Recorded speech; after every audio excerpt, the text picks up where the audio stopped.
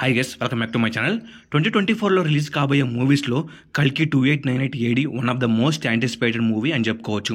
Movie release కాకపోయినా కూడా world వైడ్గా ఈ మూవీ మీద బీభత్సమైన క్రేజ్ ఏర్పడింది. దీనికి ప్రభాస్ అన్న కారణమో లేదా మరెవరో కారణమో అనేది పక్కన పెడితే అసలు ఏముందని ఈ మూవీ కోసం అందరూ ఇంతలా ఎగ్జైట్ అవుతున్నారు? అసలు కల్కి 2898 ఏడి టైటిల్కు అర్థం ఏంటి?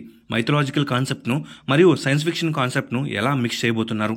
రీసెంట్గా రిలీజ్ చేసిన బుజ్జి క్యారెక్టర్ రివీలింగ్ వీడియోలో మూవీ మేకర్స్ రివీల్ చేసిన విషయాలేంటి? ఇలా వీటన్నిటి గురించి ఈ వీడియోలో మనం మాట్లాడుకుందాం. ఆల్రెడీ మన ఛానల్లో ఈ మూవీలో కనిపించబోయే అశ్వత్థామ క్యారెక్టర్కు సంబంధించిన 2 వీడియోస్ చేయడం జరిగింది. మీకు ఇంట్రెస్ట్ ఉంటే అవి కూడా చూడండి.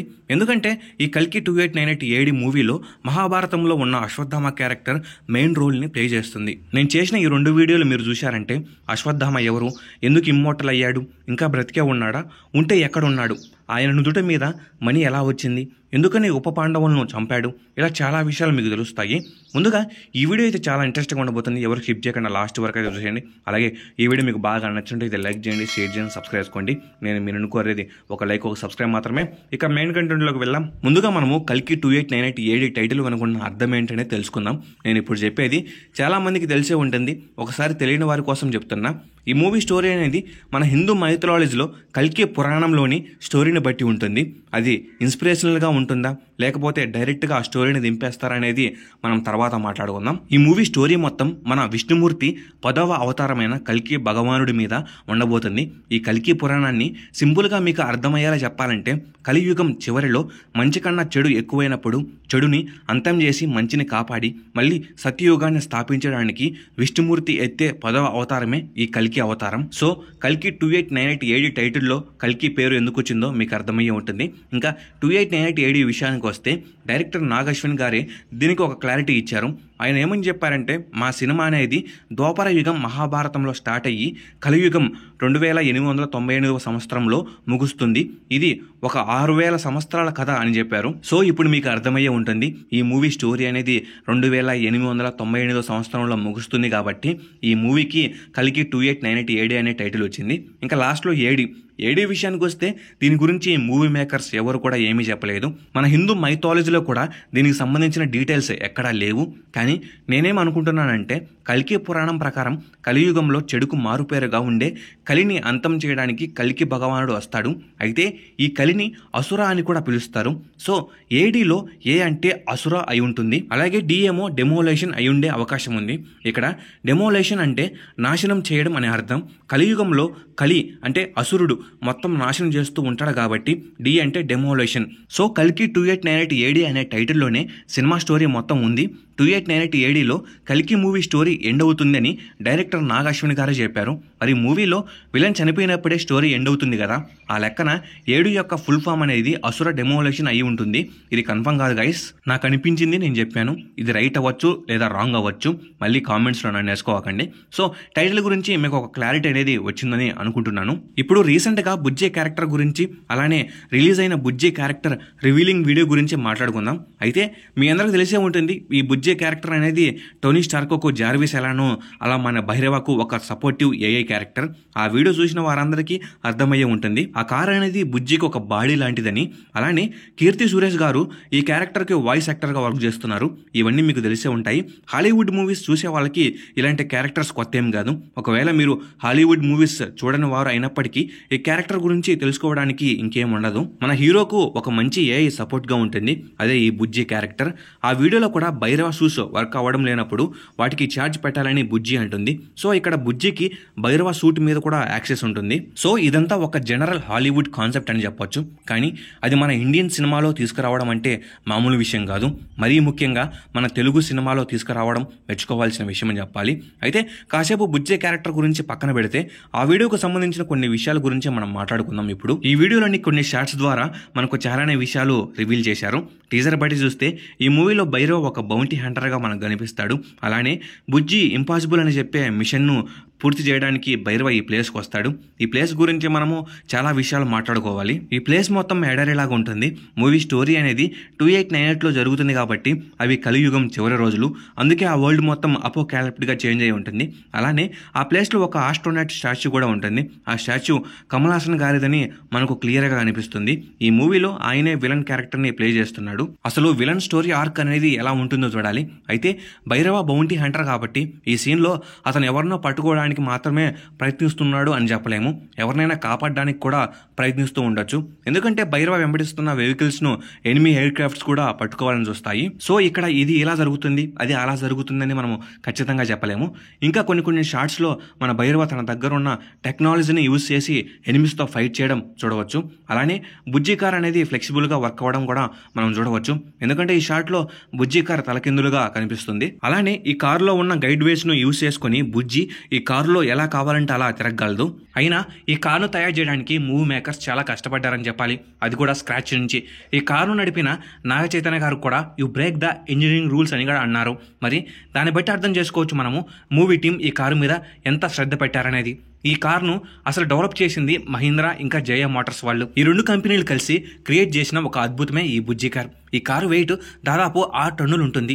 అసలు చెప్పాలంటే ఈ కారును తయారు చేయాల్సిన అవసరమే లేదు. వాళ్ళు కావాలంటే VFX ద్వారా ఈ కారును డిజైన్ చేసుకోవచ్చు.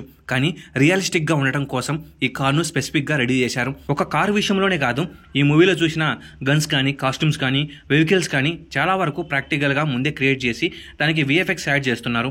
ఈ మధ్య హాలీవుడ్ వాళ్ళు కూడా చిన్న వాటికే VFX ఇంకా CGIను వాడుతున్నారు. కానీ రియలిస్టిక్ రిజల్ట్ కోసం మూవీ టీం మంచిగానే ప్లాన్ చేశారని చెప్పాలి. అప్పట్లో హాలీవుడ్లో క్రిస్టఫర్ నోలన్ గారు బ్యాట్మ్యాన్ మూవీ కోసం బ్యాట్మోబైల్ క్రియేట్ చేశారు. దాని నుండి వీళ్ళు ఇన్స్పైర్ అయి ఉండొచ్చు. సో ఈ టీజర్లో నాకు అన్నిటికంటే బాగా ఇంట్రెస్టింగ్గా అనిపించింది కమల్ హాసన్ గారి స్టాచ్యూ. అసలు ఈ మూవీలో విలన్ స్టోరీ ఆర్క్ ఎలా ఉంటుంది, ఒక ఆస్ట్రోనట్గా పోర్ట్రే చేస్తున్నారంటే ఈ మూవీలో ఏమైనా స్పేస్ ఎలిమెంట్స్ ఉంటాయా, ఇలా చాలానే డౌట్స్ వస్తున్నాయి. చూడాలి మరి డైరెక్టర్ నాగశ్విన్ గారు ఏం ప్లాన్ చేస్తున్నారని. సో బుజ్జి వీడియోకి సంబంధించి నాకు తెలిసిన విషయాలను మీకు చెప్పాను. అలానే నేనేమైనా మిస్ అయినా లేదంటే మీ దగ్గర ఏమైనా థీరీస్ ఉంటే కామెంట్ చేయండి. ఇంకా ఇప్పుడు ఈ మూవీలో స్టోరీ ఎలా ఉండబోతుంది, అలానే 2 కంప్లీట్లీ డిఫరెంట్ కాన్సెప్ట్స్ను ఎలా మిక్స్ చేయబోతున్నారు అనే వాటి గురించి మాట్లాడుకుందాం. అయితే మైథాలజీ ఇంకా సైన్స్ ఫిక్షన్ రెండు పూర్తిగా ఒకదానితో ఒకటి సంబంధం లేని కాన్సెప్ట్స్. మైథాలజీలో సైన్స్ కనిపిస్తుందేమో కానీ సైన్స్లో ఎక్కడ మైథాలజీ కనపడదు. అయితే ఈ రెండింటిని లింక్ చేయడానికి మూవీ మేకర్స్కి 2 ఫ్యాక్టర్స్ బాగా ఉపయోగపడ్డాయి. ఒకటి టైం, 2 రియాలిటీ. అవును గైస్, ఇప్పుడు మన రియాలిటీలో టెక్నాలజీ ఎంత వేగంగా అభివృద్ధి చెందుతుందో ప్రత్యేకించి చెప్పాల్సిన పని లేదు. పూర్వంలో 100 సంవత్సరాలకి జరిగే అభివృద్ధి ఇప్పుడు 5-10 సంవత్సరాల్లోనే జరిగిపోతుంది. మరి ఇప్పుడున్న టెక్నాలజీ 2898వ సంవత్సరంలో ఎలా ఉంటుందో మీరే ఆలోచించుకోండి. సింపుల్గా చెప్పాలంటే ఆల్మోస్ట్ మరో 9 శతాబ్దాల తర్వాత ఈ మూవీ స్టోరీ ఉండబోతుంది కాబట్టి అప్పుడు టెక్నాలజీ ఖచ్చితంగా బాగా అభివృద్ధి చెంది ఉంటుంది. సో ఇక్కడ ఈ మూవీలో సైన్స్ ఫిక్షన్ కాన్సెప్ట్ యూజ్ చేయడానికి ఎటువంటి ప్రాబ్లం లేదు. ఇంకా నెక్స్ట్ థింగ్ మైథాలజీ కాన్సెప్ట్. ఇక్కడ ఇది లక్కో తెలియదు, కాన్ఫిడెన్సో తెలియదు, కానీ మన హిందూ మైథాలజీలో ఉన్న కల్కి పురాణం స్టోరీ కూడా ఫ్యూచర్లోనే ఉంటుంది. ఫ్యూచర్ ఇలా ఉంటుందని ఖచ్చితంగా చెప్పలేము, కానీ విజువలైజ్ చేయొచ్చు. సో కలియుగం చివరిలో కల్కి పురాణం కథ ఉంటుంది కాబట్టి ఆటోమేటిక్గా ఆ టైంకు టెక్నాలజీ ఎంత అభివృద్ధి చెంది ఉంటుంది మనం ఊహించవచ్చు. ఇక్కడ మీరు గమనించాల్సిన విషయం ఏంటంటే కల్కి పురాణం స్టోరీ తప్ప మిగిలిన ఈ మైథలాజికల్ స్టోరీస్ను మనం సైన్స్ ఫిక్షన్తో లింక్ చేయలేము. ఇక్కడ ఈ సినిమాలో మైథలాజికల్ స్టోరీకు సైన్స్ ఫిక్షన్ కాన్సెప్ట్ను లింక్ చేస్తున్నారు, అంతేగాని సైన్స్ ఫిక్షన్ స్టోరీకు మైథలాజికల్ కాన్సెప్ట్ను లింక్ చేయడం లేదు. సో ఇప్పుడు మీకు బాగా అర్థమయ్యే ఉంటుంది అసలు ఈ మూవీలో 2 కాన్సెప్ట్స్ను ఏ విధంగా లింక్ చేస్తున్నారనేది. ఇదంతా తెలుసుకున్నప్పుడు అసలు స్టోరీ ఎలా ఉంటుందో తెలుసుకోకపోతే ఎలా చెప్పండి. అయితే కొంచెం మీకు అర్థమయ్యే విధంగా కల్కి పురాణంలో ఉన్న కల్కి భగవానుడి యొక్క స్టోరీ చెప్తాను, వినండి. నేను జస్ట్ మీకు అర్థమయ్యే విధంగా మాత్రమే చెప్తాను.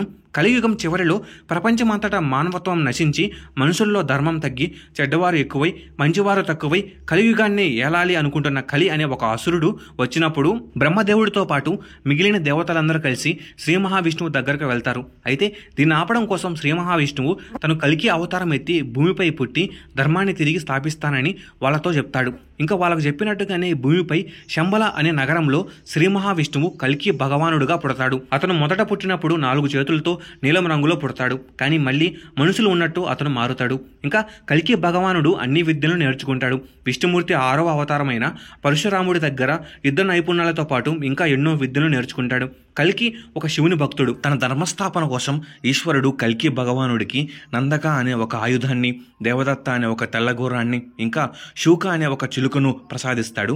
ఇక్కడ మనం మెయిన్గా శూక అనే చిలుక గురించి మాట్లాడుకుందాం. శూకకు పాస్ట్ని, ప్రజెంట్ని, ఫ్యూచర్ని చూసే పవర్ ఉంటుంది. ఒకవేళ నాగశ్విన్ ఈ మూవీలో భైరవను కల్కి అవతారంగా చూపిస్తే అప్పుడు భైరవ దగ్గర ఉన్న బుజ్జిని ఈ శూక అని మనం అర్థం చేసుకోవాలి. అతను పద్మావతి అనే ఒక ఆమెను వివాహం చేసుకుంటాడు. ఇంకా తన విద్యాభ్యాసం పూర్తయ్యాక దేవదత్త అనే తెల్లని గుర్రం మీద ఈశ్వరుడు ప్రసాదించిన నందక అనే ఆయుధంతో ప్రపంచంలో ఉన్న చెడ్డవారందరినీ అంతం చేస్తూ చివరికి కలిని అంతమొందిస్తాడు. అలా కల్కి భగవానుడు ధర్మస్థాపన చేసి మళ్ళీ సత్యయుగాన్ని స్థాపిస్తాడు. కల్కి భగవానుడికి ఈ ప్రయాణంలో తనతో పాటు అశ్వత్థామ లాంటి చిరంజీవులు అతనికి సహాయపడతారు. ఇది గైస్ కల్కి పురాణంలో ఉన్న కల్కి భగవానుడి యొక్క స్టోరీ. నేనేమైనా తప్పు చెప్పింటే క్షమించండి, మీకు అర్థం అవడం కోసం సింపుల్గా నేను ఎక్స్ప్లెయిన్ చేశాను. ఇంకా మూవీ విషయానికి వస్తే ఈ మూవీలో కల్కిగా మన ప్రభాస్ యాక్ట్ చేస్తున్నారో లేదో అని కన్ఫర్మ్గా చెప్పలేదు. కలి క్యారెక్టర్ను కమల్ హాసన్ గారు చేస్తున్నారు. ఇంకా అశ్వత్థామ క్యారెక్టర్ను అమితాబ్ బచ్చన్ గారు చేస్తున్నారు. అయితే నాకున్న డౌట్ ఏంటంటే అసలు ఈ స్టోరీని ఈ మూవీలో పూర్తిగా ఇంప్లిమెంట్ చేస్తారా, లేదంటే ఈ స్టోరీని ఇన్స్పిరేషన్గా తీస్తున్నారా? ఇక్కడే ఒక పెద్ద చిక్కొచ్చి పడిందని చెప్పాలి. ఎందుకంటే అసలైన స్టోరీ అచ్చుగుద్దినట్టు చూపించాలంటే అసలు ఇందులో సైన్స్ ఫిక్షన్ అనే కేటగిరీ ఉండకూడదు. ఇప్పుడున్న రియాలిటీకి సంబంధం లేకుండా కల్కి పురాణం ప్రకారం తీయాలి. ఇదంతా కాకుండా ఆ స్టోరీని ఇన్స్పిరేషనల్గా తీస్తున్నారంటే అప్పుడు కూడా స్టోరీ సేమ్ ఉండి మీకు నచ్చినట్టుగా తీయచ్చు. అదే పని ఇప్పుడు వీళ్ళు చేస్తున్నారు. కానీ స్టోరీలో మాత్రం ఎటువంటి మార్పులు చేయకుండా ఉంటే బాగుంటుంది. ఎందుకంటే పురాణం ప్రకారం కల్కికి ట్రైనింగ్ ఇచ్చేది పరశురాముడు. కానీ ఎందుకో ఈ మూవీ టీజర్స్ను, పోస్టర్స్ను చూస్తుంటే అశ్వత్థామనే కల్కికి ట్రైనింగ్ ఇచ్చేలా చేస్తారేమో అనిపిస్తుంది. మూవీలో ఏదైనా జరగవచ్చు, అది వేరే విషయం అనుకోండి. నేనేమంటున్నా అంటే వాళ్ళు ఒకవేళ పురాణంలో ఉన్న స్టోరీను కాకుండా కొంచెం మాడిఫై చేసి మూవీ తీస్తున్నట్టయితే వాళ్ళు దాన్ని ఇన్స్పిరేషన్గా తీసుకున్నాం అని ప్రమోట్ చేయాలి. ఎందుకంటే ఇండియన్స్కు మైథాలజీ కాన్సెప్ట్ అనేది చాలా సెన్సిటివ్ విషయం. ఆదిపురుషుతో ఏమైందో అందరికీ తెలుసు కదా. అయితే పూర్తిగా ఇన్స్పిరేషనల్ వేలోనే ఈ మూవీ ఉండాలి. అంతేగాని సగం స్టోరీ ఒరిజినల్ పెట్టి మిగిలింది మారిస్తే బాగోదు. నాకు అనిపించింది నేను చెప్పాను. నాకు తెలిసి వాళ్ళైతే అలాంటి తప్పులు చేయరేమో అనుకుంటున్నాను. మేబీ మనకు భైరవను ఎల్డర్ ఏజ్లో చూపిస్తారు కాబట్టి మొత్తం స్టోరీ పార్ట్ కాకుండా మెయిన్ పార్ట్ తీసుకునే అవకాశం ఉంది. చూద్దాం అసలు ఏం చేస్తారో. ఫస్ట్ టైం ఇండియా నుండి ఒక తెలుగు మూవీ కామికాన్కు వెళ్ళి వరల్డ్ వైడ్గా ఇంత క్రేజ్ తెచ్చుకుంది. రిలీజ్ అవ్వడానికి ఆల్మోస్ట్ 1 month ఉంది.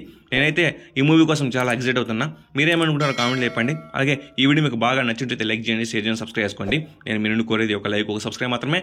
Okay, bye guys.